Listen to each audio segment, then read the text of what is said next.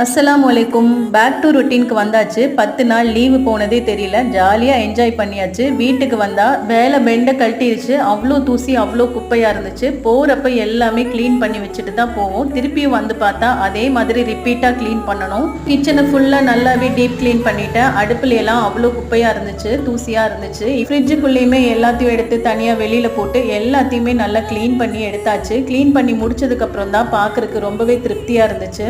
இந்த மாதிரி லீவ் டேஸில் வெளியிலையோ அல்லது அம்மா வீட்டுக்கோ போகிறப்ப நல்லாவே ஜாலியாக இருக்கும். ஆனால் திருப்பி வீட்டுக்கு வர்றதை நினைக்கும் போது ரொம்பவே கஷ்டமாக இருக்கும்.